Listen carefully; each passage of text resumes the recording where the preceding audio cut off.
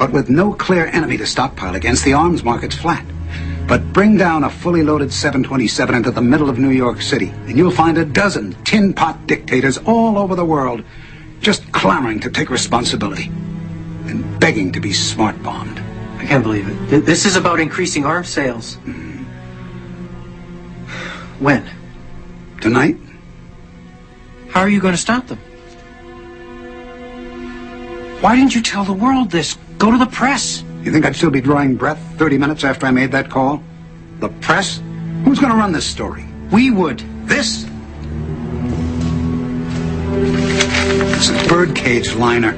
Wild-eyed crap right up there with Elvis as an alien and two-headed babies. You obviously read it. Don't be so damn naive. You think this is going to save the world?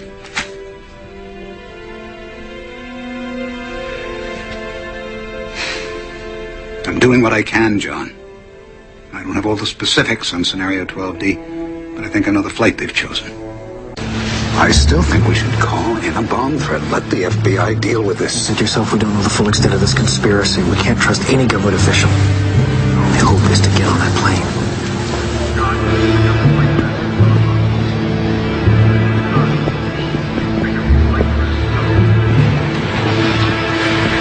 They're boarding. Then that's two problems solved.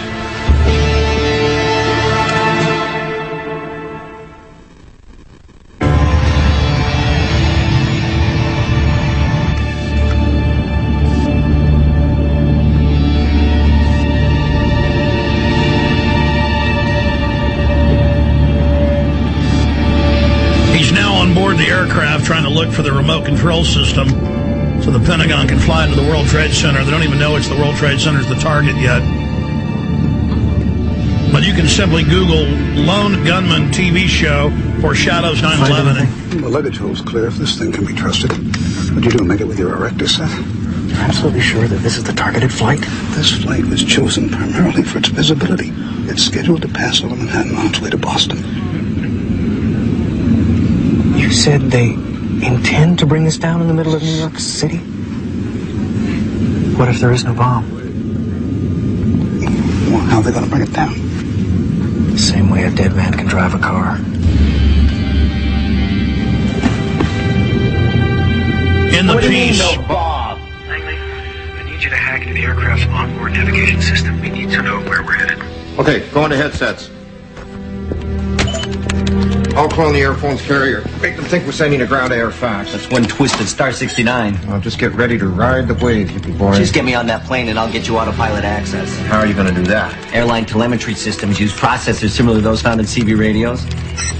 I'm in. We got ourselves a convoy. What's your progress? I've hacked into the flight control system output. With a little bit of help. It's what the brains of the plane is telling the little black box. Course, heading, attitude, hold, yaw, axis, stabilization. What the heck's that? Is that what it looks like? I think it is what it looks like. What does what look like? Modem protocols. Remote access. Somebody on the ground's flying your plane. Bogey, sir. Keep your course. We need to know our flight plan. I'm mapping the data now.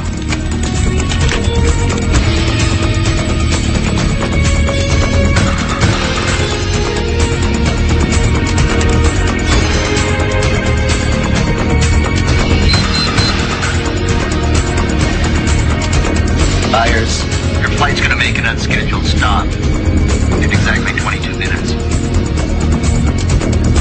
Corner of Liberty and Washington. Lower Manhattan. World Trade Center.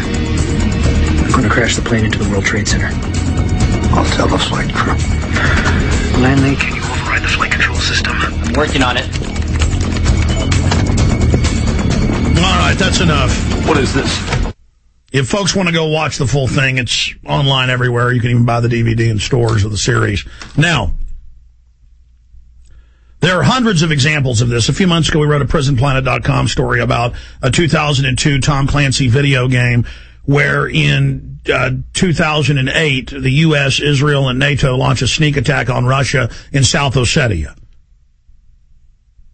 And then now the new version of the game came out, and it continues and shows how that will then lead to World War III by 2011. And they do this everywhere. And the Pentagon admittedly spends hundreds of millions of dollars a year just having Hollywood write them terrorist script scenarios that are never made into films. They are then used to map and war game, and if somebody catches one of their agents planning a terror attack, well, it's just a script for a movie. See, this is all a stage, as was once said. The whole world is nothing but a stage, and each of us players upon it. William Shakespeare. So, why am I so concerned about the Watchmen? It was a 3-hour menacing threat, the entire agenda thrown in our face of what the globalists are going to do to us. Now, let me now break it down for you. Let's just go right to the end. Dr. Manhattan, who's been endowed with godlike powers, is working overtime with Ozymandias, the, quote, smartest man in the world, who wears an Illuminati all-seeing eye breastplate. And he's working with Ozymandias, he believes, to stop a Russian-U.S. nuclear war with over 100,000 warheads that would completely destroy the planet. But somebody is blocking his future sight using some type of a special radiation generating system that goes forward and backwards in time, blocking Dr. Manhattan's sight. But Dr. Manhattan is building this giant generator that has his powers to give it to Ozymandias so he can have these godlike powers and control it through a computer. And Dr. Manhattan is somewhat of a baby.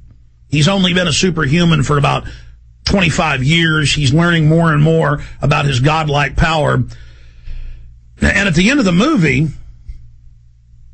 Rorschach and others have figured out what's really going on.